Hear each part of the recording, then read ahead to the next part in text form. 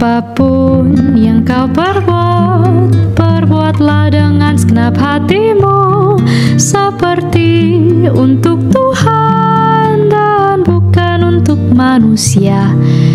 Kerjakan dengan setia apapun yang ia percayakan, mahkota kehidupan ia janjikan, ia janjikan, ia janjikan bagimu.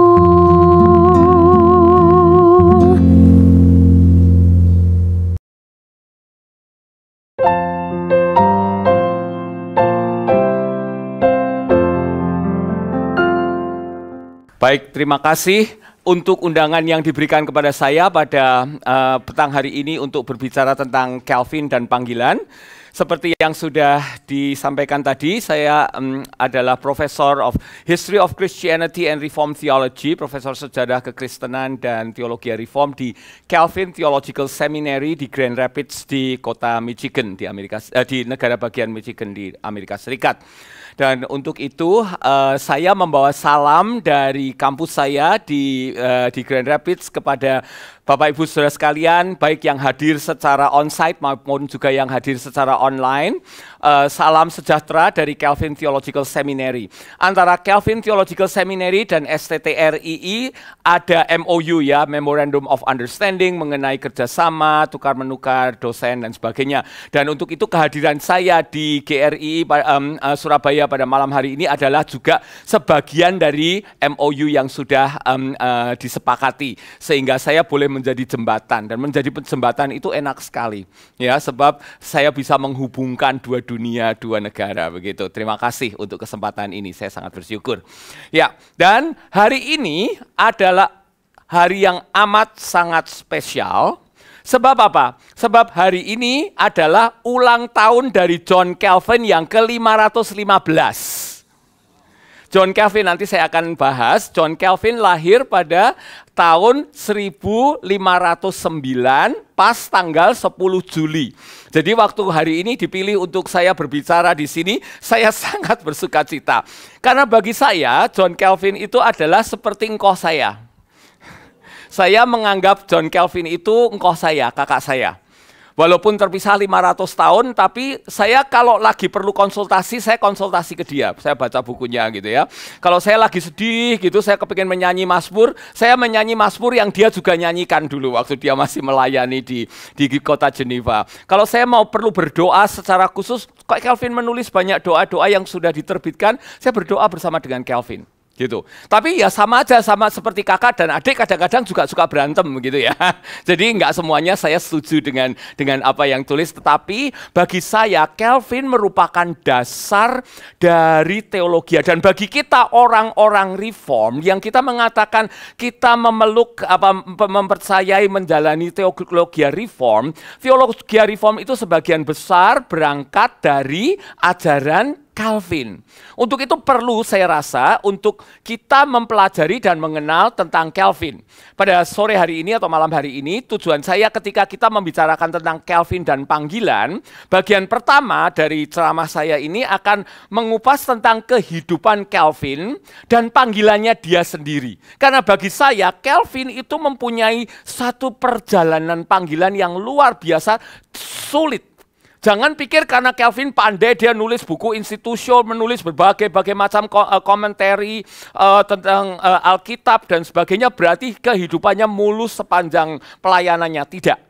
Jadi nanti kita akan melihat bagaimana Calvin sendiri memikirkan tentang hubungannya dengan Tuhan, khususnya mengenai panggilannya. Itu bagian yang pertama dari ceramah ini. Dan bagian yang kedua saya akan menyoroti beberapa tulisan dia yang bisa membantu kita untuk memikirkan tentang panggilan kita sendiri sekarang ini di dalam dunia. Jadi ceramah ini akan terbagi menjadi dua bagian. Demikian ya.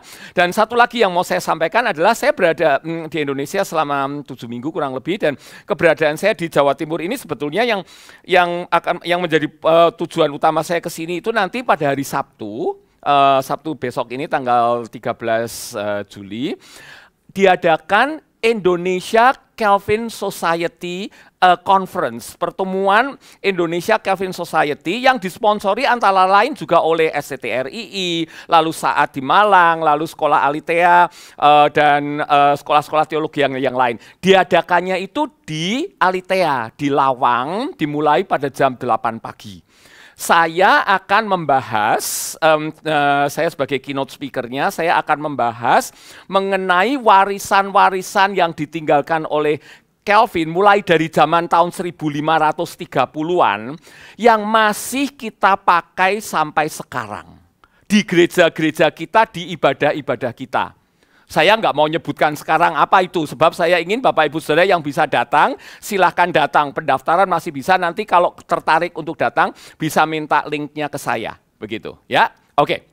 Itu pendahuluan saya. Sekarang mari kita akan bersama-sama melihat pertama-tama seperti yang saya katakan tadi, kehidupan Calvin. Ya, Calvin seperti yang sudah saya katakan tadi, dia lahir di kota Noyon di Prancis sebelah utara pada tanggal 10 Juli 1509. Pada tanggal 10 Juli 1509. Jadi sudah umur 515 tahun seperti yang saya katakan tadi.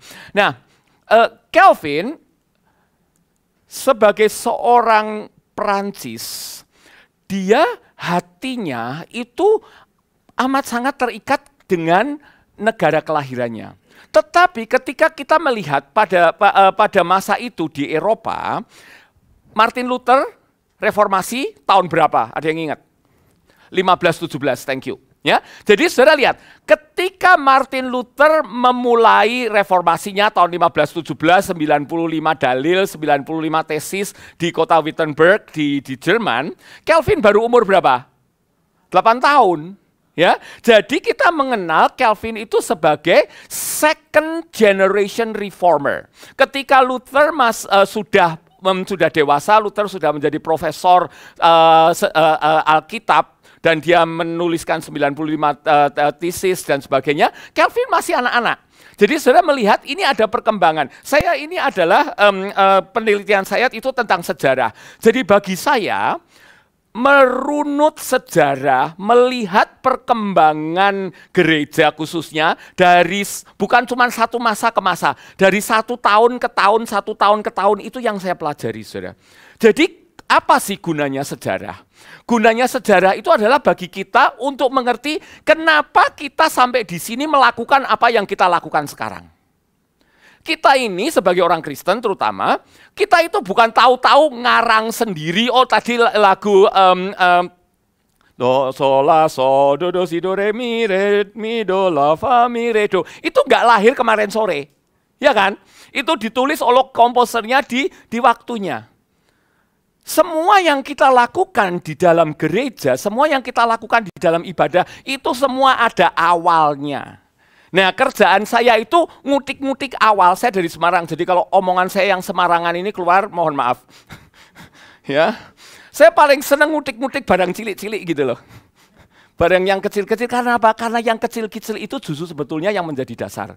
Ya, nah bagi saya mempelajari sejarah khususnya tentang Calvin dan Calvinisme itu penting sekali ya. Nah, jadi saudara bayangkan ketika Luther sudah membuat 95 tesis, sudah membuat perubahan di dalam gereja di Eropa, Calvin masih kecil, jadi dia masih adalah second generation reformer. Nah, satu hal yang mau saya tekankan di sini adalah Calvin dan Luther dan para reformator yang membentuk Protestantisme yang kita warisi sekarang itu dibesarkan, dididik dalam satu metode pendidikan yang disebut humanism.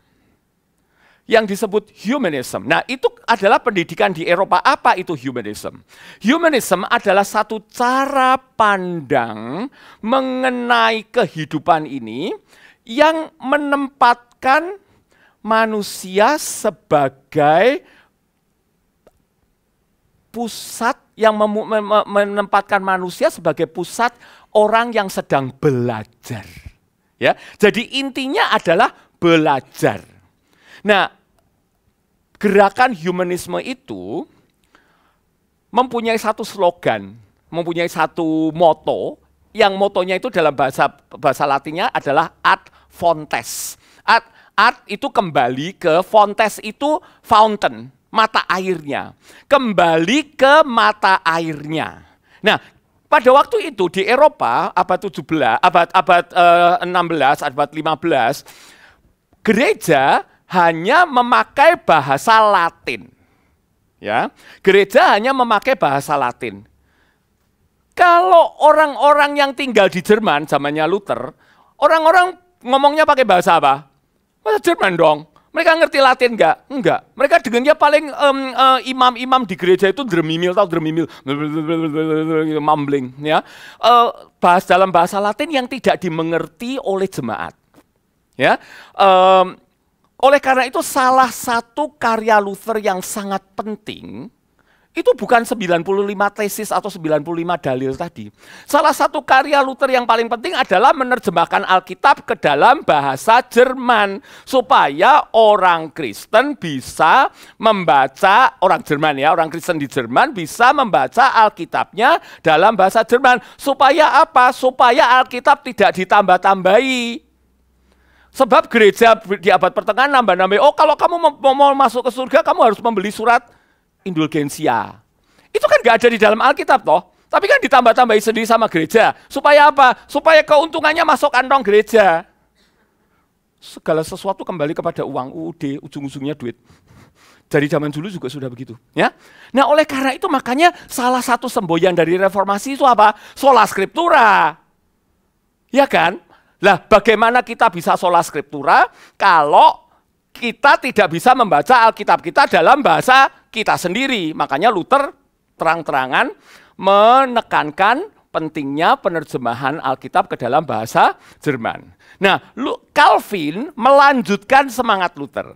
Tapi karena Calvin orang Perancis, berarti bahasanya bahasa Perancis, begitu kan ya. Nah, begitu. Nah, semangat ad fontes kembali ke mata airnya itu juga membawa Calvin dan teman-temannya itu, Luther, Melanchthon, Zwingli, dan sebagainya, semua reformator yang kita kenal, itu juga kembali mempelajari sumbernya Alkitab.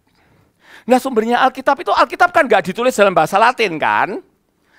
Perjanjian Lama ditulis dalam bahasa Ibrani, Perjanjian Baru ditulis dalam bahasa Yunani. Oleh karena itu, para hamba-hamba Tuhan, para pengkhotbah itu mutlak perlu untuk mempelajari kembali bahasa-bahasa asli Alkitab. Ibrani, Yunani, supaya apa? Supaya kembali ke mata airnya, ad fontes. Nah kita melihat di dalam seluruh karya Calvin, dia terus-menerus kembali kepada Alkitab, bukan dalam bahasa Latin, tetapi dalam bahasa Ibrani dan Yunani, yang untuk kemudian nantinya juga diterjemahkan ke dalam bahasa Prancis buat dia. Ini semua menyatu menjadi satu. Sehingga bagi kita, buat kita sekarang, berbicara dalam membaca Alkitab dalam bahasa Indonesia itu kita sudah biasa sekali, ya kan? Tapi sebetulnya untuk kita orang-orang Protestan bisa membaca Alkitab dalam bahasa Indonesia, tadi sebelum ceramah saya sempat bicara dengan Pak Tatas membicarakan tentang penerjemahan Alkitab ke dalam bahasa Jawa ini Pak. Supaya orang-orang Jawa bisa membaca Alkitab dalam bahasa. Saya kepingin sekali tuh nanti suatu hari mau baca Alkitab pakai Ono Coroko, saya masih bisa loh. Dulu pelajaran kelas 5 SD sampai sekarang masih ingat. Belajar susah-susah jangan dilupakan sayang. Ya, jadi kita sekarang mewarisi, poin saya adalah kita mewarisi dari apa yang diberikan, dilakukan oleh para reformator. Salah satunya Calvin. Ya, saya lanjut dengan. Nah, sebelumnya Calvin itu belajar hukum. Ya, kita ingat ini sekarang saya mau masuk mengenai panggilan Calvin. Bagaimana dia memikirkan tentang masa depan. Ketika dia masih muda, papanya pikir lebih baik dia tuh masuk ke sekolah hukum. Pada waktu itu, belajar hukum itu sudah menjadi salah satu cita-cita besar untuk orang tua yang ada di Eropa. Kalau nggak jadi imam, jadi lawyer. Itu pilihan utama dari orang tua. Jadi sama ya kayak zaman sekarang ya. Orang tua sekarang juga sebangga sekali kalau anaknya sekolah dokter ya. Atau sekolah hukum ya. Itu memang merupakan pilihan utama. Kalau menjadi imam itu kan menjadi pemimpin gereja, lalu kemudian mendapatkan kehormatan. Kalau anaknya jadi imam, papa mamanya juga ikut keangkat kan. Nah, itu karena untuk yang gereja. Lawyer, jabatan hukum itu juga sangat laris, saudara. Salah satunya untuk apa? Untuk nulis surat wasiat. Ya, jadi zaman dulu mengenai warisan-warisan dan sebagainya, saya sudah meneliti itu. Jadi saya sudah baca banyak sekali, terutama yang dari Inggris, sebagian juga dari Prancis. Itu dari abad ke-14, abad ke-15 itu surat-surat wasiat. Itu ditulis tangan tentu saja, itu menyatakan saya namanya ini, punya tanah, sebidang tanah seluas ini, di wilayah ini, nanti kalau saya meninggal, sepertiga dibagikan kepada anak saya, sepertiga anak laki saya, sepertiga anak perempuan saya, sepertiga dikasih ke gereja. Gitu. Jadi itu semua sudah ada. Nah, kan perlu lawyer, kalau kita sekarang perlu PPAT ya, apa itu namanya, notaris kan. Jadi zaman dulu notaris itu sudah laris. Nah, papanya Calvin pikir ya kamu kalau nanti mau ini lebih baik sekolah hukum, makanya Calvin belajar hukum. Tetapi juga jangan dilupakan antara humanism yang tadi saya terangkan dengan belajar law, hukum itu semua terkait dengan ajaran teologia. Jadi jangan pikir karena Calvin belajar hukum, dia ngertinya cuma aturan tata hukum, hukum perdata, hukum pidana, dan sebagainya. Bukan. Di dalam kurikulum yang dia pelajari ketika dia belajar sekolah hukum, itu juga dia bukan dimasukkan. Intinya adalah mempelajari ajaran-ajaran bapak-bapak gereja 1000 tahun sebelumnya. Sebelum zaman Calvin, 500 tahun sebelumnya. Itu sudah dibaca dan dihafalkan. Jadi kurikulum humanism pada waktu itu mencakup kurikulum teologia dan filsafat. Jadi jangan salah ngerti, walaupun Calvin belajar hukum, dia belajar teologi yang sangat dalam, yang menjadi dasar untuk semua mata pelajaran yang dia pelajari. Makanya saya menekankan humanism dan Adventist di sini sebab saya rasa tidak banyak orang-orang di Indonesia yang mengerti tentang hubungan antara kurikulum sekolah Calvin pada waktu itu dengan bagaimana kok dia bisa menjadi seorang reformator. Nah, sekarang lebih jelas kan? Karena dia belajar teologi walaupun ketika dia belajar hukum. Nah, tetapi kemudian di salah satu perjalanan hidupnya, papanya itu kemudian berbalik arah, bilang nggak usah sekolah hukum lah, jadi imam saja, gitu. Karena bapaknya pikir juga dia kalau jadi imam juga nanti prestisnya terangkat, gitu kan. Jadi Calvin mengalami juga pergantian jurusan istilahnya. Nah, ini bagi saya, terutama bagi anak-anak muda yang sedang bergumul, mau kuliah masuk apa gitu ya, lulus SMA mau masuk apa, itu seringkali kita kan bergumul kan. Pergumulan itu bukan sesuatu masalah besar sebetulnya. Pergumulan itu lumrah, ya. Pergumulan itu lumrah, ganti jurusan itu lumrah. Ya, terus orang tuanya langsung bilang, iya Pak Yuda gampang, nggak bayari uang sekolahnya. Poin saya bukan soal uang sekolahnya ya, poin saya adalah di dalam perjalanan hidup itu kadangkala kita diperhadapkan kepada pilihan. Dan Calvin juga diperhadapkan kepada pilihan. Nah, setelah dia mempelajari hukum itu, kemudian barulah dia memikirkan untuk menulis tentang teologi. Ya, jadi saudara lihat, buku Calvin yang paling terkenal, ya, yaitu The Institutes of the Christian Religion, itu ditulis di kota Basel, diterbitkan di kota Basel pada tahun 1536. Nah, pada awalnya Institute of the Christian Religion itu hanya 6 bab. Tipisnya kira-kira cuma segini, hanya 6 bab. Tetapi dalam sejarah perjalanan Calvin selanjutnya, dari yang 6 bab itu berkembang menjadi 80 bab. Ya, jadi karena apa? Karena Calvin terus-menerus menulis. Jadi intinya tetap sama, bukan berarti Calvin berubah pikiran, bukan. Tapi dari yang 6 bab ini diperluas gitu dari 1536 sampai pada akhirnya 1559, ya. 1536 sampai 1559 itu berarti berapa? 23 tahun ya. Itu dia terus berkembang, makin lama jadi yang 6 bab jadi 80 bab. Ya, begitu ya. Ini sedikit latar belakang Calvin. Nah, tujuan pertama dalam hidupnya Calvin itu bukan menjadi seorang reformator di kota Geneva. Bagi kita sekarang, kita selalu mikir kalau mikir tentang Calvin itu dia di kota Geneva. Saya barusan 3 bulan yang lalu pergi ke kota Geneva, ada conference di kota Geneva, jadi saya sempat ke gerejanya Calvin di mana Calvin berkhotbah. Ya biasalah kalau katanya conference, tapi ya pasti ada turismenya sedikit gitu ya, foto sana foto sini gitu, ngaku aja deh. Yang bayarin kampus. Begitu ya. Jadi Calvin bagi kita itu almost identical dengan kota Geneva ya. Kita selalu memikirkan Calvin kota Geneva, tapi sebetulnya tujuan utamanya itu bukan tinggal di Geneva. Sebetulnya dia itu kepingin tinggalnya tuh di kota Strasbourg. Karena Strasbourg itu kotanya indah dan relatif tenang. Nah, kita ingat pada waktu itu reformasi sudah terjadi. Tadi saya sudah menggambarkan Martin Luther sudah memulai reformasi, di mana gerakan protestantisme itu sudah makin menjadi solid. Tapi di pihak lain tentu saja ada gereja Katolik, yang sekarang kita sebut sebagai gereja Katolik Roma. Jadi pemisahan antara gereja Katolik dengan gereja Protestan itu sudah makin jelas. Dan orang-orang dari gereja Katolik tidak suka terhadap orang-orang Protestan. Karena istilahnya namanya juga Protestan kan. Tahu ya, kata Protestan itu kan dari kata protes. Iya, karena memang mereka protes ya kan, Luther protes ya ini. Jadi sudah terjadi pemisahan antara yang Katolik dan yang Protestan. Kalau saudara ke Italia, tentu saja Roma, Vatikan itu kan pusatnya Katolik.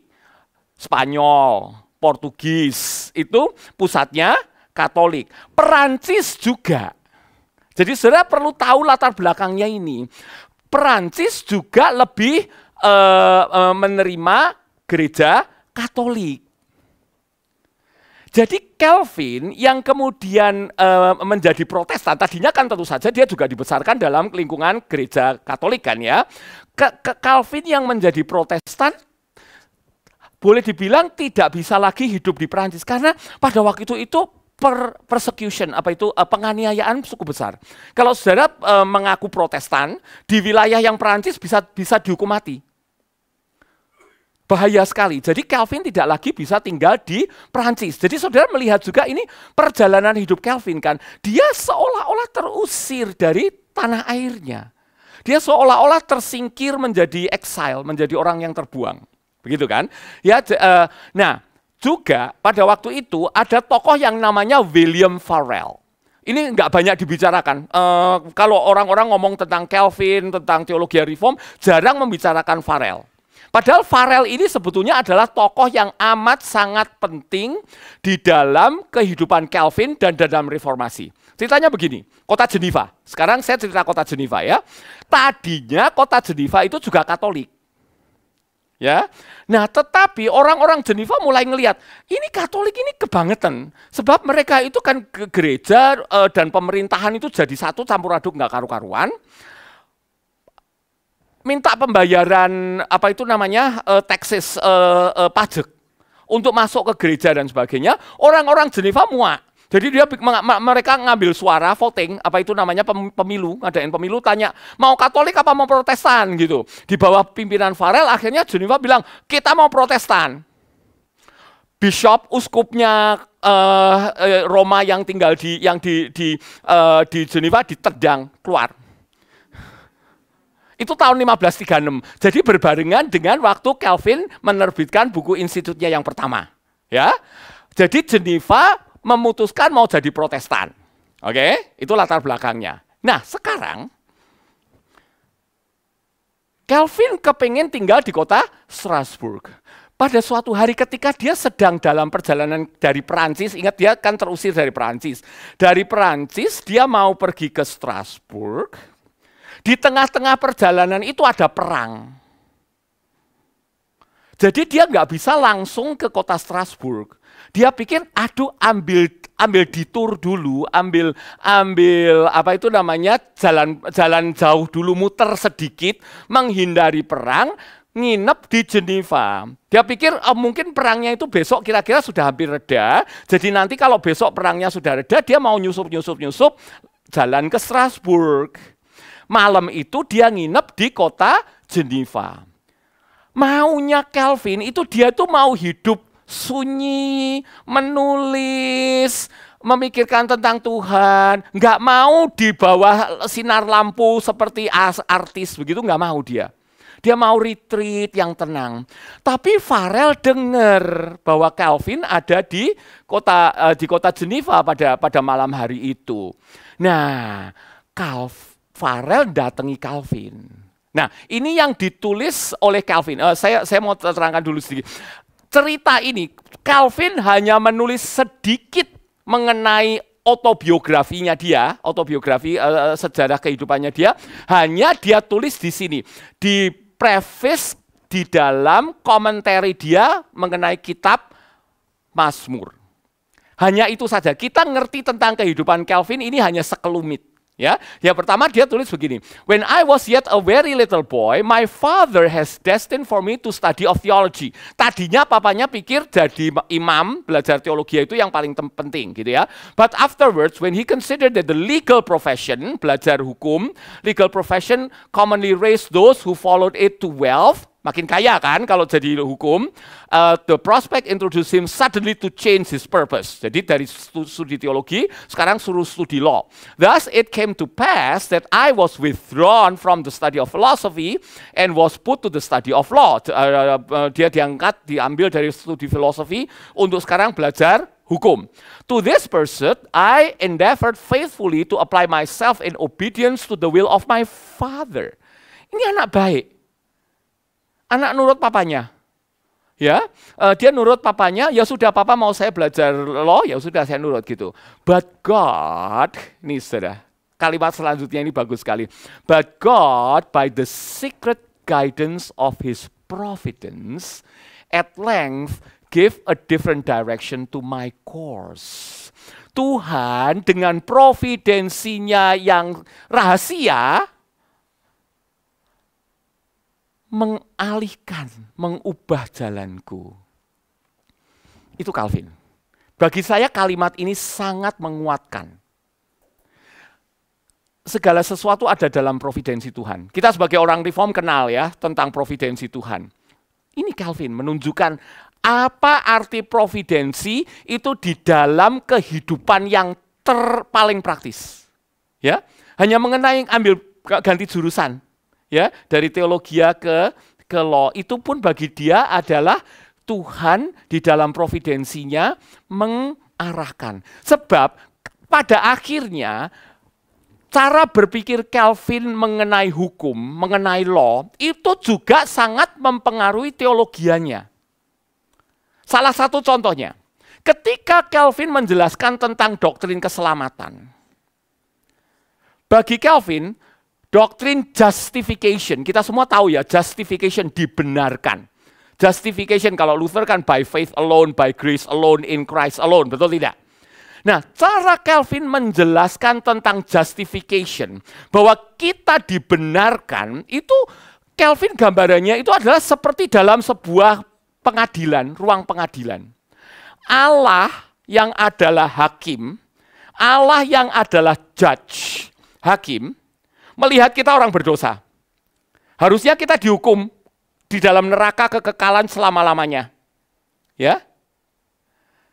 Tetapi oleh karena darah Kristus, oleh karena Kristus telah mati dikuburkan, bangkit, dan naik ke surga bagi kita, maka darah Kristus telah melingkupi keseluruhan kita, kebenaran Kristus telah melingkupi seluruh dosa kita, sehingga Allah Bapa tidak lagi melihat dosa kita. Yang dilihat oleh Allah Bapa sebagai hakim ini adalah kebenaran Kristus sepenuhnya melingkupi kita. Sehingga akhirnya Allah Bapa memberikan keputusan, verdiknya apa? Guilty or not guilty? Not guilty. Jadi Allah hakim yang adil melihat kebenaran Kristus yang menyelimuti kita, sehingga akhirnya keputusan Pak Hakim adalah not guilty. Nah, kalau hakim bilang not guilty, kita masih dihukum atau tidak? Tidak. Kalau hakim bilang not guilty berarti tidak ada lagi penghakiman. Saudara lihat, ini teologi ya, berangkatnya dari hukum. Ini cuma salah satu contoh, saudara. Kalau saudara baca institusio dengan teliti sekali, saudara akan melihat Calvin, si ahli hukum ini, menulis teologi yang akhirnya menjadi dalam sekali. Saudara lihat hasilnya kan? Ya, ini cuma salah satu saja. Nah, masih selanjutnya, masih di dalam the preface of the commentary of the Psalms ya. Wherever else as I have gone, I have taken care to conceal that I was the author of that performance. Maksudnya that performance itu adalah institusio tahun 1536. Ingat, ini tahunnya sekitar akhir tahun 1536. Jadi sekitar bulan autumn, apa itu? Musim gugur 1536. Ya. Dia mengatakan, kemanapun aku pergi, aku nggak mau publikasi, aku sudah menerbitkan buku institusio, tidak mau gitu ya. And I had resolved to continue in the same privacy and obscurity. Jadi selama berbulan-bulan, dia itu bisa ngumpet terus. Dia nggak mau dikenal begitu kan. Until at length, William Farel, yang tadi saya ceritakan tadi, William Farel, detained me at Geneva, not so much by counsel and exhortation as by a dreadful imprecation.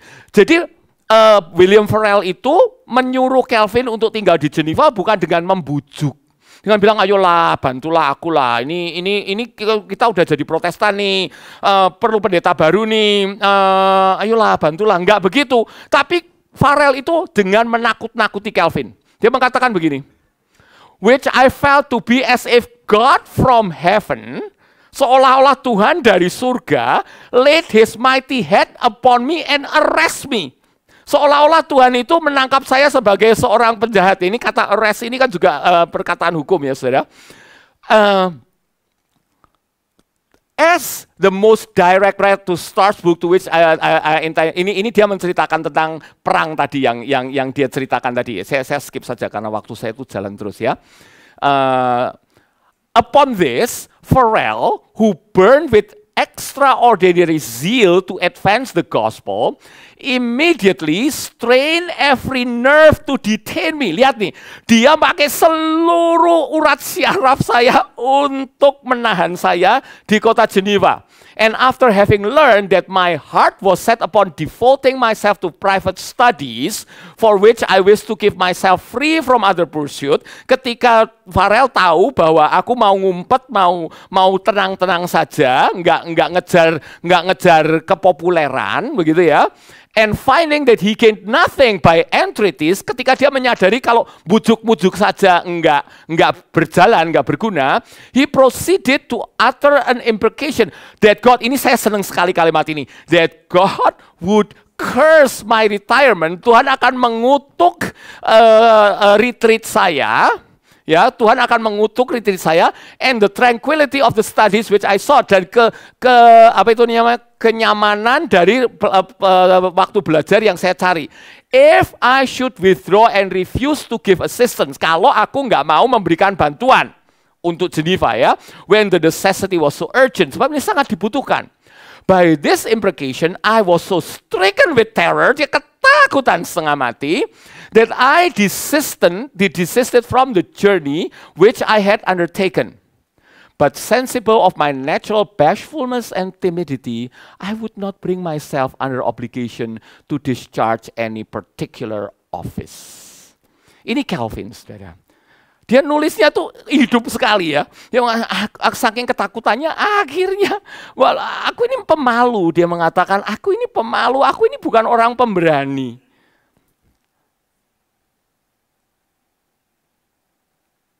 Itu Calvin, saudara. Seringkali ketika kita memikirkan tentang Calvin, kita mikirnya, wah, tulisannya luar biasa hebat. Dan banyak orang-orang yang kurang mempelajari Calvin secara mendalam seperti ini, hanya ngertinya Calvin itu galak, Calvin itu mentang-mentang di kota Geneva, Calvin ini ya kan ngatur Geneva begini begitu, seolah-olah dia itu satu figur yang perlu dibenci begitu.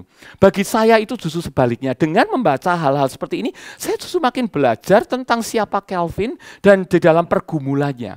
Bagi dia panggilan itu tidak mudah, sudah melihat. Ya, bagi Calvin panggilan itu tidak mudah. Dia harus berpikir ulang, mulai dari masih muda, mau belajar teologi, ya, belajar hukum dan sebagainya. Sekarang dia kepingin hidup yang tenang, ngumpet di belakang layar saja, malah dipaksa jadi pendeta. Tapi dia di sini mengatakan, aku tidak mau, I would not bring myself under obligation to discharge any particular office. Itu artinya adalah bahwa sebetulnya Calvin tidak pernah mau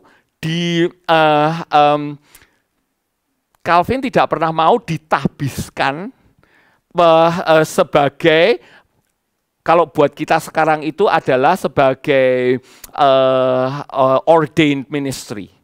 Jadi sebetulnya Calvin tidak pernah diordain, tidak pernah ditahbiskan sebagai pendeta. Di Geneva dia hanya mau disebut sebagai guru. Tapi memang kenyataannya dia khotbah ya, memang kenyataannya dia khotbah. Tapi seumur hidupnya Calvin tidak pernah mau ditahbiskan sebagai pendeta. Karena dia merasa dirinya itu, dia tuh pemalu, sebetulnya dia tuh pemalu begitu. Ya, nah, saya mau lanjut saja. Nah, sekarang kita melihat pelayanannya Calvin. Ini juga tidak mudah, saudara. Tahun 1536 tadi ya, waktu Farel menyuruh dia tinggal, sampai 1538 dia melayani di Geneva. Tapi saudara perlu ingat juga bahwa kota Geneva sejak dari zaman abad pertengahan itu adalah kota yang sangat prideful, bangga terhadap diri mereka sendiri. Bahkan sekarang pun kalau saudara datang ke kota Geneva masih bisa ngerasain, Geneva itu beda dengan kota-kota lain di Swiss. Ada satu kebanggaan tersendiri sebagai Genevans begitu loh. Sejak dari zaman Calvin juga sudah ada. Calvin bentrok terus dengan orang-orang pemerintah kota Geneva. Banyak di antara kita yang berpikir Calvin itu ngatur seluruh kota Geneva sampai ke bagian kepemerintahan dan sebagainya. Sebetulnya itu tidak. Di kota Geneva ada pemerintahan kota yang terpisah dari gereja. Mereka memang saling, of course tentu saja saling terkait ya karena di satu kota. Tetapi sebetulnya pemerintahan kota itu sendiri, pemerintahan gereja itu sendiri. Nah, Calvin dan Farel itu sering bentrok dengan pemimpin pemerintahan kota, terutama mengenai persoalan excommunication atau disiplin gereja. Nah, saudara perlu ngerti sedikit tentang latar belakang disiplin gereja. Kalau di gereja Katolik sebelum reformasi, kalau gereja tidak suka dengan seseorang atau seseorang dianggap sesat, maka gereja akan mengekskomunikasi. Artinya apa kalau diekskomunikasi dari gereja? Kehilangan keselamatan. Itu sesuatu hal yang sangat berat. Kalau gereja sudah mengumumkan seseorang itu diekskomunikasi, itu artinya orang itu dibuang dari gereja dan di luar gereja tidak ada keselamatan. Itu pandangan orang-orang gereja abad pertengahan ya, gereja Katolik sampai sekarang juga demikian. Bagi Calvin, orang Kristen itu harus hidup secara disiplin. Nggak bisa dong bilang Kristen tapi hidupnya masih kayak orang liar. Dan ingat, kehidupan di Eropa pada abad 16 itu sebetulnya banyak hal-hal amoral yang sama seperti kita hadapi sekarang. Perzinahan itu luar biasa problem. Kehidupan yang tidak sesuai dengan firman Tuhan. Hal-hal yang sifatnya kalau orang Jawa bilang klenik. Tahu ya, mistisism. superstition. Itu banyak sekali. Saya juga sudah mempelajari banyak sekali catatan-catatan dari gereja di Geneva zaman Calvin ya. Yang orang-orang masih percaya kayak begitu. Ada seorang ibu yang kepengen punya anak. Tapi nggak bisa punya anak begitu kan. Terus dia pergi ke semacam dukun gitu. Lalu dukunnya bilang, kamu ya nanti tengah malam bawa kapak, belah sebuah pohon. Gitu, lalu kamu nari-nari telanjang di antara pohon yang dipotong itu, nanti kamu bisa hamil. Ketangkep dia, dibawa ke hadapan gereja di Geneva. Nah, yang aneh-aneh gitu juga banyak, saudara. Jadi saya mau menunjukkan bahwa belajar sejarah gereja itu bukan melulu cuma belajar predestinasi begitu loh. Yang gini-gini juga banyak. Ya, nah tujuan Calvin untuk meluruskan orang Kristen di Geneva kan. Nah bagi Calvin begini, kalau seseorang dilihat berdosa misalnya sudah melakukan perzinahan atau ketahuan sering menjadi saksi dusta atau sering memfitnah tetangganya atau suami istri yang berantem nggak habis-habis. Ingat di kota Geneva pada abad pertengahan itu rumahnya dempet, numpuk ya. Jadi tetangga dengar tetangga. Wah itu benar-benar privacy itu sudah hampir tidak ada begitu ya. Tetangga dengar tetangga. Jadi kalau suami istri berantem terus nanti tetangganya lapor ke gereja bilang, itu loh suami istri Bapak A sama Ibu B itu tiap hari beranteman terus. Dipanggil nanti ke gereja untuk ditanya kenapa mau dikonseling begitu kan. Nah tapi kalau mereka tidak mau bertobat, menurut Calvin begini, harus ada disiplin gereja.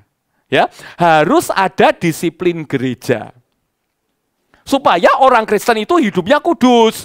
Maksudnya Calvin kan gitu kan. Kalau orang nggak mungkin dong orang yang terus-menerus hidup dalam dosa mau dianggap sebagai orang Kristen. Bagi Calvin ini harus digembalakan secara khusus. Nah itulah yang dimaksudkan dengan disiplin. Nah selama digembalakan secara khusus, tidak boleh ikut perjamuan kudus. Jadi tujuannya Calvin itu ya memang kedengarannya seperti ekskomunikasi kan, tapi ini tidak permanen. Saya mau menekankan bagi gereja Katolik ekskomunikasi itu permanen. Kalau dikeluarkan dari gereja berarti kehilangan keselamatan.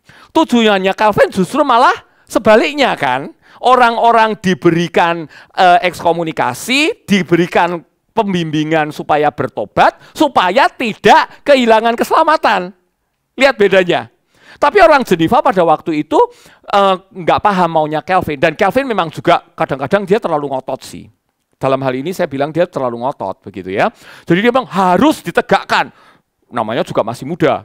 Ya, ini dia lahir 1506. Ini 1536. Berarti umurnya baru berapa? 20. 30. Yes, enggak tahu. 27. Masih muda kan? Masih muda, dia masih berapi-api begitu kan. Jadi dia bilang harus ditegakkan. Nah pemerintah kota bilang gini, tunggu dulu lo ya. Lu ini siapa? Kamu bukan orang Geneva. Kamu bukan orang Geneva seperti yang saya sudah katakan, orang Geneva itu prideful tentang keberadaan mereka sebagai orang Geneva gitu. Kamu ini pengungsi. Kalau dipikir-pikir kamu ini, dan memang benar kan, di Perancisnya diusir-usir, ya kan? Mau ke Strasbourg, sekarang kamu di Geneva.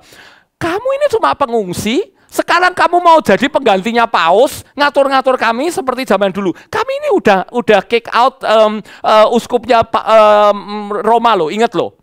Bentrok, saudara.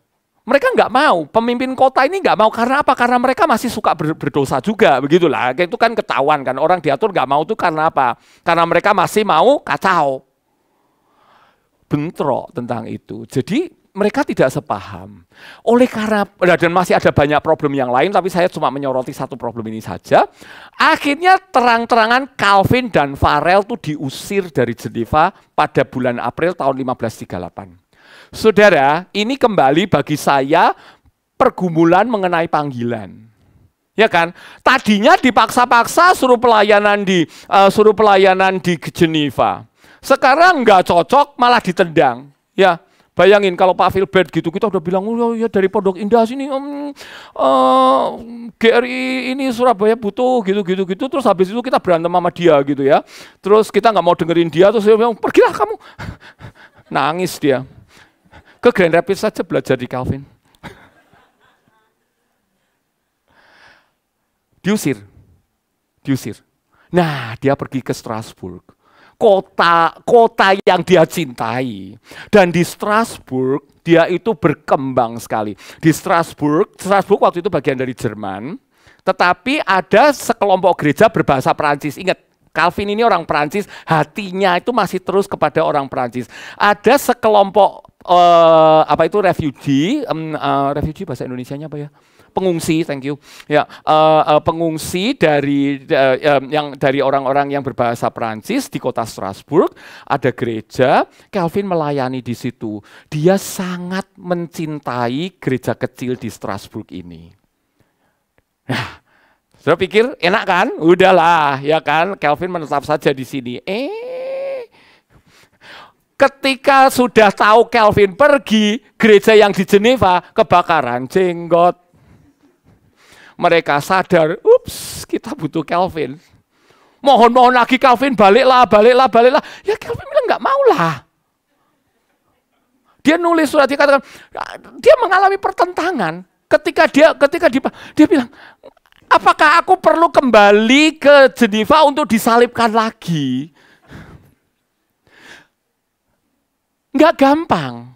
Saudara, di sini loh, saudara, dari belajar kehidupan dia, kita bisa melihat kan pergumulan sebagai seorang hamba Tuhan, dalam hal ini sebagai seorang hamba Tuhan, begitu kan.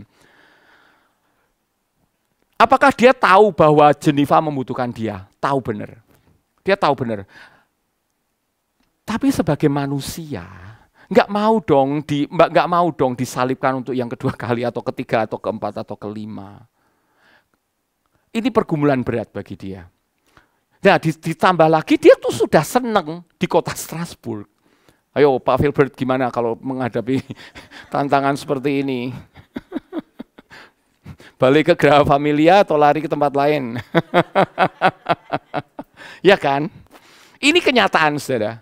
Dan ini bukan cuma bagi kita yang hamba Tuhan, tapi siapapun kita kan. Kalau sudah pernah disakiti, ya, kalau sudah pernah disingkirkan istilahnya, mau kita kembali lagi. Dia bergumul. Ini pergumulan yang nyata. Hal-hal seperti ini kita belum pernah belajar ya tentang Calvin ya. Tapi akhirnya karena dia mendengarkan ini sebagai panggilan dari Tuhan, tahun 1541 dia kembali ke Geneva, dan dari 1541 sampai dia mati pada tahun 1564, itu dia terus melayani di Geneva. Itu pun masih tetap tidak mudah ya, begitu ya.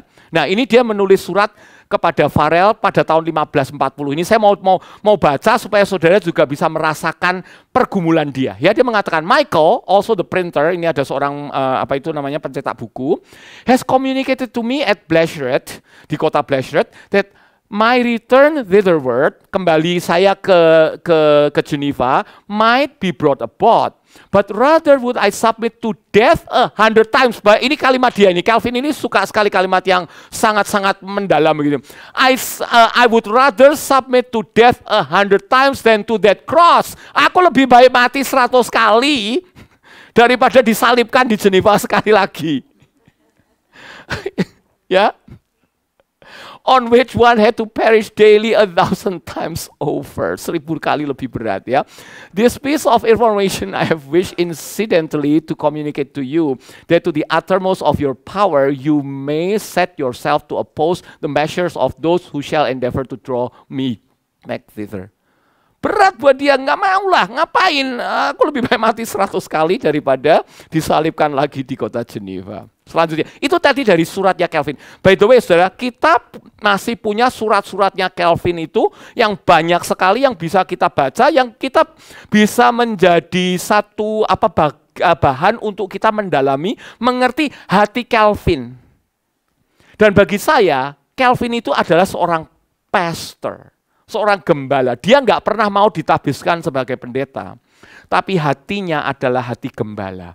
Hatinya dia itu untuk jemaat seumur hidupnya. Walaupun banyak sekali tantangan. Ya, ini dia nulis lagi ke Farel tahun 1541 sekarang. Dia kembali ke Geneva akhirnya September 1541. Ini sudah hampir ya. Akhirnya dia mengatakan begini. As to my intended course of proceeding, rencana saya untuk nanti mau ke depannya bagaimana? This is my present feeling. Inilah perasaanku yang sekarang. Ya. Had I the choice at my own disposal, kalau aku mau nuruti pilihanku sendiri, kalau aku mau menuruti pilihanku sendiri, nothing would be less agreeable to me than to follow your advice. Aku nggak mau ngikuti saran kamu, maksudnya kembali ke Geneva. Kalau menurut aku sendiri, no way, nggak mau pulang ke Geneva ya. But ini saudara, ini yang selalu bikin saya menangis, saudara. But when I remember that I am not my own, ketika saya berpikir bahwa aku ini bukan milikku sendiri, I offer up my heart, present it as a sacrifice to the Lord. Ketika aku menyadari bahwa aku bukan milikku sendiri, aku menyerahkan hatiku untuk dijadikan sacrifice, korban kepada Tuhan. Therefore, there is no ground for your apprehension that you will only get fine words. Jadi ini dia memberikan kepastian, kamu pasti akan mendapatkan jawaban yang baik begitu ya. Our friends are in earnest and promise sincerely. And for myself, bagi aku sendiri, I protest that I have no other desire than that, setting aside all consideration of me, menyingkirkan semua pemikiran tentang diriku sendiri, ya, menyingkirkan semua pemikiran tentang diriku sendiri. They may look only to what is most for the glory of God and the advantage of the church. Dia menyingkirkan perasaannya sendiri dan hanya melihat kepada kemuliaan bagi Tuhan dan kebaikan untuk gereja. Saudara, inilah panggilan. Inilah panggilan.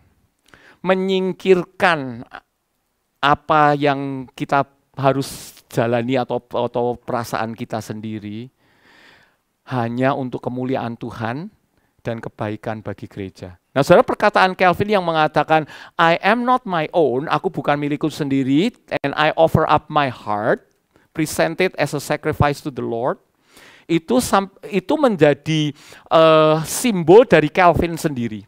Pada zaman dulu itu orang-orang kalau Calvin kan juga ahli hukum kan, orang-orang punya stempel. Kita sampai sekarang juga masih pakai cap gitu kan, stempel kan. Lambang stempel dari Calvin itu adalah tangan yang terbuka seperti ini dan hati. Kalau saudara-saudara mengenal Calvin Seminary, sekolah saya, atau Calvin College, Calvin University, lambangnya Calvin itu adalah tangan dan hati. Lalu di sekitarnya ditulis cor meum tibi domine overo prompte and sincere. Hatiku Tuhan, kuserahkan kepadamu sekarang ini dan dengan setulus hati. Nah, saudara, saya sering menafsirkan ini, seringkali kan ini tangannya adalah tangannya Calvin, menyerahkan hatinya Calvin kepada Tuhan. Orang sering menafsirkannya begitu kan ya. Ini hatinya hati Calvin, ini tangannya tangan Calvin diserahkan kepada Tuhan. Tapi saya pikir begini, apa bisa ditafsirkan begini loh. Ini tangannya Tuhan. Calvin menyerahkan hatinya ke tangan Tuhan. Lebih mendalam kalau dipikirkan secara demikian, saudara. Kita menyerahkan hati kita ke tangan Tuhan. Ya, ini ditulis semua di dalam suratnya Calvin. Jadi saya harap saudara mulai mengenal Calvin dengan lebih dalam. Makanya saya senang sekali punya koko seperti dia ya, seperti kakak seperti dia ya. Selanjutnya ya. Ini. Udah, saya terpaksa skip yang ini karena waktu saya terus makin bisa tolong dilanjutkan dari sana. Nah itu tadi Calvin. Sekarang saya mau membahas sedikit tentang Calvin, bagaimana dia mengajarkan kepada kita untuk hidup. Ya, Uh, yang pertama, saudara, mencintai kebenaran. Mencintai kebenaran. Ini saya ambilkan dari bukunya On the Christian Life. Jadi saudara bisa cari bukunya Calvin tentang The Christian Life, ini saya sarikan saja begitu ya. Saya ambil sebagian.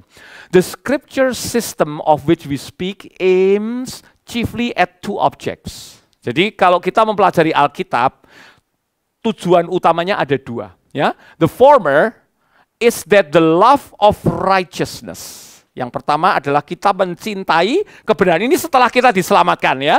Ini Calvin menulis kepada orang-orang yang sudah percaya, kepada orang-orang yang sudah bergereja, melayani Tuhan dan sebagainya. Yang pertama adalah kita harus mencintai kebenaran, ya, to which we are by no means naturally inclined. Kita orang berdosa itu tidak punya inklinasi, kita orang berdosa itu tidak punya kecenderungan untuk mencintai kebenaran. Karena kita pada dasarnya adalah orang berdosa, kita lebih mencintai kesalahan, dosa dan sebagainya ya. Kita tidak cenderung untuk mencintai kebenaran, katanya. Oleh karena itu, maybe instilled and implanted into our minds. Jadi mencintai kebenaran harus terus ditanamkan di dalam pemikiran kita. Yang kedua, the latter is to prescribe a rule which will prevent us while in the pursuit of righteousness from going astray. Jadi yang kedua adalah ketika kita berusaha mencari dan mencintai kebenaran, jangan sampai kita dialihkan untuk menyimpang ke sana kemari. Karena memang kenyataannya kehidupan manusia sering begitu kan. Saya pengen mencintai kebenaran, saya pengen mengasihi sesama saya, tapi kalau sudah mikirin tentang gangtaunya sendiri ya, keuntungannya sendiri gitu ya, cari cuan sendiri gitu, ya sudahlah. Hoping cak kuping katanya ya. Tahu hoping cak kuping, teman makan temannya. Makan kuping teman. Makan kuping babi enak. Itu yang pertama ya. Kita mencintai kebenaran, mencari righteousness. Yang kedua, mencari kehendak Tuhan. Nah, kita sebagai orang Kristen sudah sering sekali mengatakan mencari kehendak Tuhan itu seperti apa ya? Dikatakan di sini, hence follows the other principle. Ini kan melanjutkan dari yang pertama tadi kan.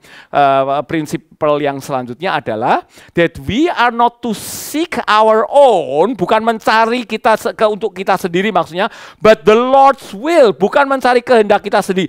Calvin sudah membuktikan ini. Dia bukan hanya sekedar berteori. Ya, dia bukan hanya sekedar berteori, dia sudah menjalankan ini. Harus disalibkan lagi. Ya, aku menyerahkan hatiku dengan setulusnya ke tangan Tuhan. Ya, but the Lord's will, mencari kehendak Tuhan and act with a view to promote His glory. Saudara, kita lihat ini terus-menerus kemuliaan Tuhan. Yang kita cari sebagai orang Kristen adalah untuk kemuliaan Tuhan. Nah, saudara, bagi saudara mungkin banyak yang mengenal Katekismus Westminster, ya, the Westminster Catechism. Apa pertanyaan yang pertama dari Katekismus Westminster? What is the chief end of all of us, right, human being? Apa jawabnya? To glorify God and enjoy Him forever. Saudara lihat, itu sumbernya dari mana? Ini. Sekarang saudara punya sumbernya Westminster. Ini lebih tua dari Westminster. Ya, untuk mencari kehendak Tuhan dan terus-menerus memuliakan namanya. Great is our proficiency when almost forgetting ourselves, certainly postponing our own reason, we faithfully make it our study to obey God and His commandments. Ya, kita itu akan sangat baik begitu ketika kita hampir melupakan keseluruhan kita sendiri, melupakan kita sendiri, menyingkirkan kita sendiri. Untuk apa? Certainly postponing our reason, ya, menunda pemikiran kita sendiri ketika kita dengan penuh kesetiaan we faithfully, dengan penuh kesetiaan, make it our study to obey God. Dengan penuh kesetiaan kita belajar untuk menurut kepada Tuhan. Kita belajar untuk menurut kepada Tuhan dan perintah-perintahnya. To obey God and His commandments. Itu. Yang kedua adalah mencari kehendak Tuhan. Ya, bagaimana kita memikirkan tentang panggilan hidup kita sebagai orang percaya. Yang ketiga, saudara, kita melihat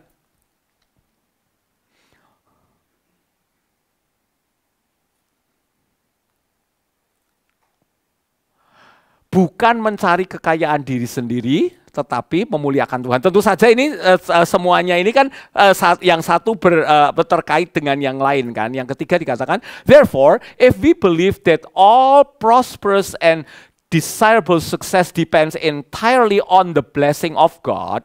Kalau kita sadar sepenuhnya bahwa kesuksesan kita itu tergantung sepenuhnya dari berkat Tuhan, and that when it is wanting, all kinds of misery and calamity await us, dan kesengsaraan, kesusahan itu terus-menerus menghantui kita, ya, menunggu kita. It follows that we should not eagerly contend for riches and honors.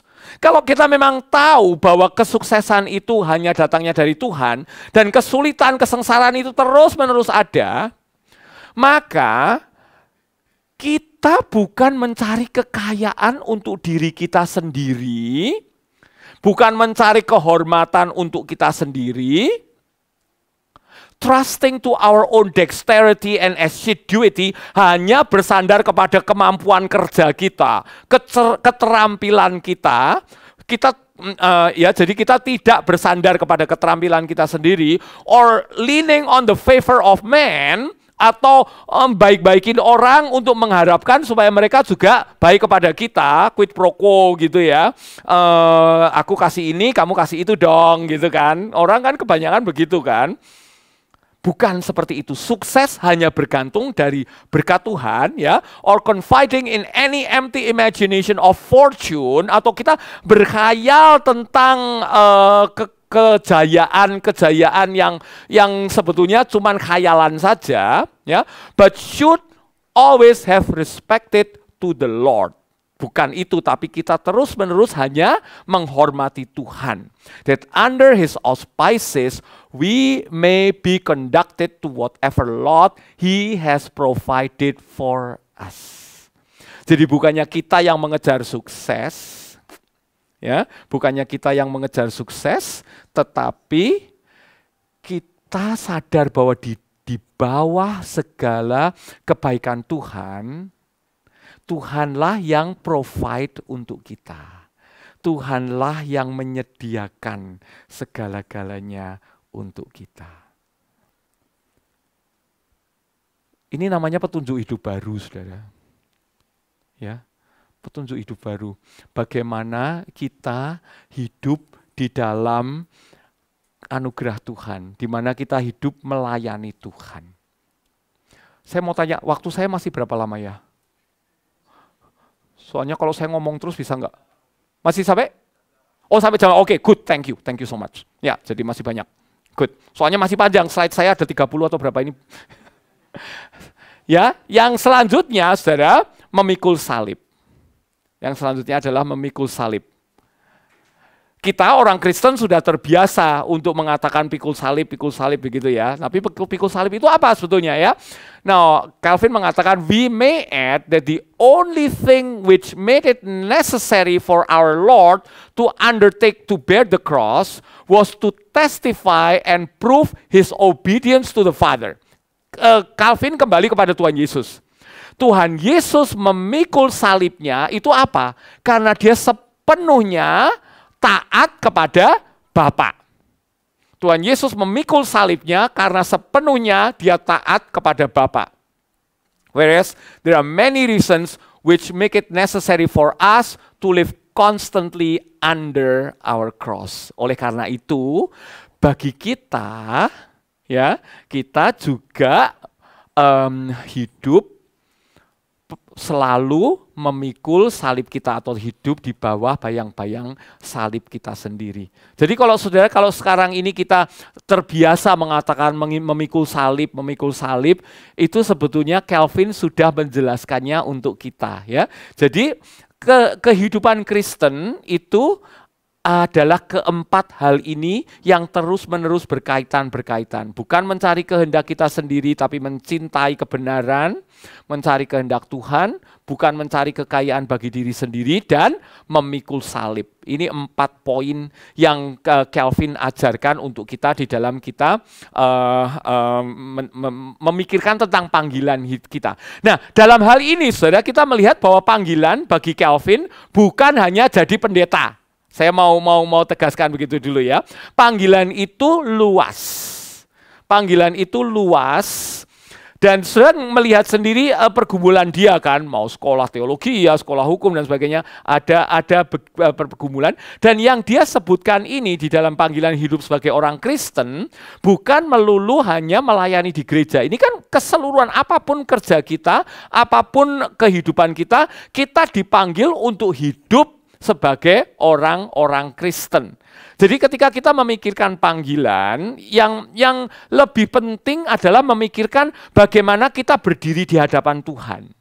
Bukan hanya semata-mata panggilan untuk melayani secara penuh waktu sebagai hamba Tuhan. Seringkali kita kan sebagai orang Kristen pikirannya begitu kan. Wah, kalau panggilan sebagai pendeta itu hamba Tuhan itu panggilan yang tertinggi begitu kan ya. Sebetulnya bagi Calvin tidak. Dia tidak melihat bahwa panggilan sebagai rohaniawan itu sebagai panggilan yang tertinggi, tidak. Tapi bagaimana kita menjalankan hidup kita sehari-hari di dalam sebagai anak Tuhan, ya. Nah, selanjutnya akan kita lihat, saudara. Yang kelima adalah menghargai panggilan kita masing-masing. The Lord enjoins every one of us in all the actions of life. Tuhan memberikan kepada kita di dalam setiap langkah kehidupan kita, in all the actions of life, di seluruh kehidupan kita, to have respect to our own calling. Tadi saya sudah memberikan sedikit ulasan ya. Jadi panggilan kita itu tergantung kepada kita di hadapan Tuhan. Our own calling. He knows the boiling restlessness of the human mind. Tuhan tahu bagaimana otak kita itu berpikir, bergumul seperti mendidih. Ya, di dalam pemikiran kita. Saya yakin setiap kita, semua kita yang hadir pada malam hari ini, yang mendengarkan live melalui Zoom, saudara, setiap kita punya sesuatu yang mendidih di dalam pikiran kita. Mau jadi apa? Langkah apa yang harus aku lakukan? Habis lulus SMA mau masuk mana? Mau kuliah apa? Jurusan apa? Setelah lulus kuliah mau kerja apa? Mau masuk ke program S2 atau mau masuk ke dunia usaha? Setelah ini mau apa? Mau apa? Kapan mau menikah? Kapan mau punya anak? Kalau masih belum punya anak, berdoa pasangan suami istri, kapan punya anak? Tuhan tahu semua hal yang berada di dalam pemikiran kita, yang mendidih di dalam pemikiran kita. Kita itu restless, resah. Kita itu resah. Calvin menyadari hal ini dengan sesungguhnya. The fickleness with which it born hither and thither. Kesana kemari, kesana kemari, kesana kemari. Its eagerness to hold opposites at one time in its grasp. Opposite. Bagaimana kalau ini? Bagaimana kalau itu? Pernah ngalami seperti itu terus sampai nggak bisa tidur? Oh iya, nomor 1. Saudara, resah. Kadang-kadang kita resah seperti itu ya. It's ambition. The magistrate will more willingly perform his office. Para magistrate itu pemimpin-pemimpin negara atau pemimpin kota itu lebih suka melakukan pekerjaan mereka, and the father of a family confine himself to his proper sphere. Jadi di sini Calvin menunjukkan Kalau panggilanmu adalah sebagai pemimpin pemerintah kota, politik ini maksudnya. Kalau terpanggil untuk ke dalam dunia politik, lakukanlah itu. Perform your office, lakukanlah tugasmu di dalam panggilanmu dalam jabatan. Office ini artinya jabatan. Ya, lakukanlah panggilanmu sebagai di dalam jabatanmu itu dengan penuh kemauan, willingly. Kalau panggilanmu itu adalah sebagai seorang bapak atau ibu rumah tangga, confine himself or herself to his proper sphere. Panggilan sebagai bapak rumah tangga, panggilan sebagai ibu rumah tangga, lakukanlah itu di dalam tempat yang sebenarnya, ya di dalam rumah. Jadi kalau panggilan kita adalah sebagai seorang ibu rumah tangga, lakukanlah panggilan itu dengan penuh kesetiaan sebagai pelayanan kepada Tuhan. Jangan pernah bilang, oh saya cuma ibu rumah tangga. Cuma itu kata yang salah. Saudara ibu rumah tangga harus bangga, saya ibu rumah tangga. Kalau nggak ada saya, anak saya berantakan. Anak-anak, hormati ibumu. Nanti malam kirim bunga. Atau besok, kalau malammu sudah telat. Panggilan sebagai bapak atau panggilan sebagai ibu, lakukan itu. Di dalam wilayahnya. Everyone in his particular mode of life will, without repining, suffer its inconveniences, cares, uneasiness, and anxiety, persuaded that God has laid on that burden. Setiap orang dalam tugas mereka masing-masing, itu pasti punya kesulitan.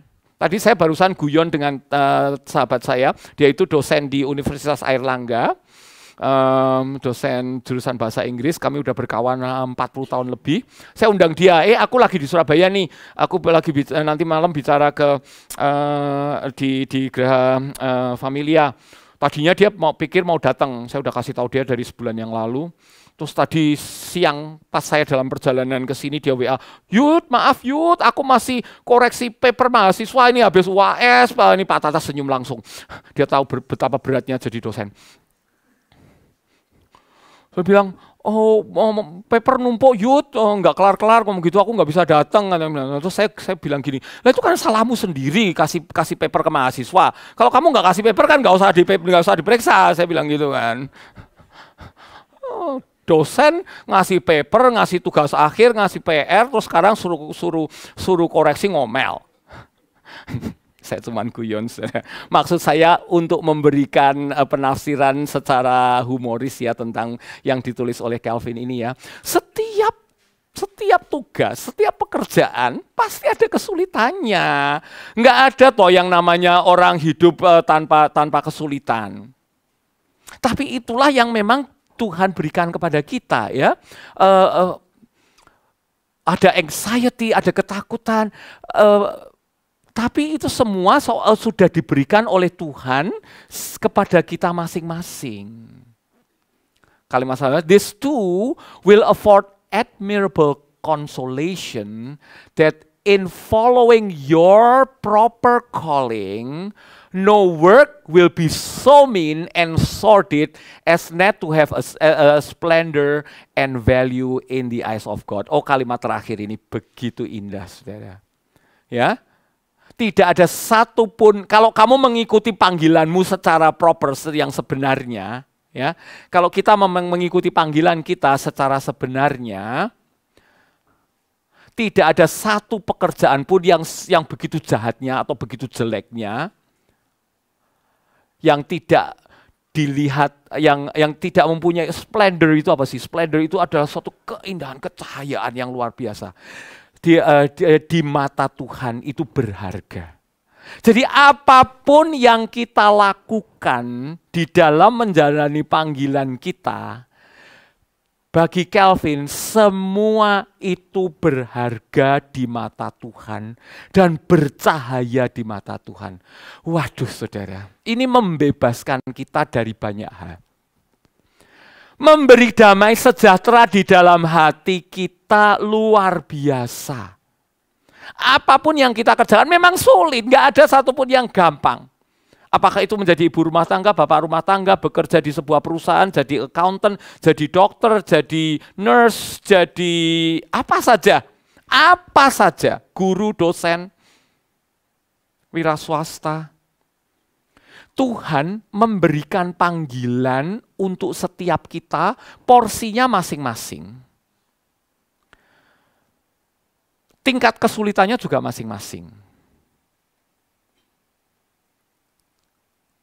Tapi semua itu berharga di mata Tuhan. Semua itu mulia. Saya ingin saudara pulang dengan satu perasaan ini, bahwa dari ajaran Calvin ini ya, bahwa apapun yang kita lakukan itu sama berharganya. Dan lihat saudara, Calvin tidak menyebutkan mengenai harus jadi pendeta, ya kan? Tidak harus hanya di dalam dunia teologi saja, tetapi semuanya. Nah saudara, ini menjadi dasar bagi kita. Karena apa? Ini saya melanjutkan pikiran Calvin ya. Karena apa? Karena Tuhan Yesus sudah menebus kita. Ya, kita pikul salib, betul, sama seperti Tuhan Yesus. Tadi Calvin sudah bilang, kita pikul salib sama seperti Tuhan Yesus pikul salib, itu adalah di bawah kehendak Tuhan. Nah sekarang kita hidup di dalam kehidupan kita sehari-hari, kalau kita yakin ini semua ada di dalam kehendak Tuhan, itulah panggilan kita. Kalau kita yakin bahwa apa yang kita lakukan ini memuliakan Tuhan, tadi do it for the glory of God, inilah panggilan kita di dalam kehidupan kita. Saya banyak sekali berbicara dengan anak-anak muda, terutama bukan cuma yang lulusan SMA mau kuliah mau jurusan apa, habis lulus kuliah mau kemana, dipanggil jadi hamba Tuhan, mau apa, mau sekolah seminari atau tidak. Banyak, saya sudah berbicara counsel dengan beratus-ratus anak-anak muda, saudara.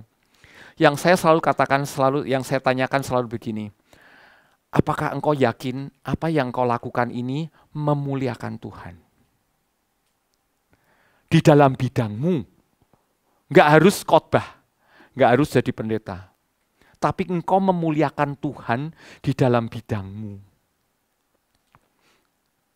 Itu saja. Dan memuliakan Tuhan itu bukan cuma hanya sekedar masalah, oh ya nanti saya memberikan persepuluhan. Bukan itu, saudara, bukan. Tetapi begini.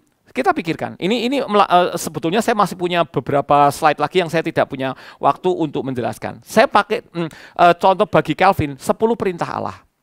Ya, 10 perintah Allah itu bagi Calvin, kita melihat 10 perintah Allah itu bukan cuman kalau jangan mencuri, jangan membunuh, jangan berzina, jangan menjadi saksi dosa, kita hanya melakukan yang jangan itu saja. Itu tidak cukup. Bagi Calvin, jangan mencuri, kalau katanya jangan, itu dibaliknya ada positifnya. Jadi Calvin mengajak kita berpikir begini, kalau Tuhan mengatakan jangan mencuri, positifnya apa? Positifnya adalah kita menghargai hak milik orang lain. Mencuri itu kan artinya mengambil hak milik orang lain secara tidak sah, dijadikan milik kita, itu mencuri. Itu negatifnya, jangan. Positifnya apa?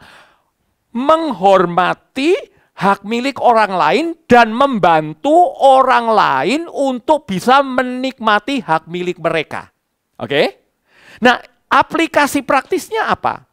Bukan cuma tidak mencuri, tapi kalau saudara, ini saya mengambil contoh Calvin lawyer, kalau saudara dipanggil untuk jadi notaris, bantulah orang-orang supaya mereka yang mau bikin surat tanah, surat perjanjian, kontrak dan sebagainya benar-benar bisa menikmati apa yang menjadi hak mereka.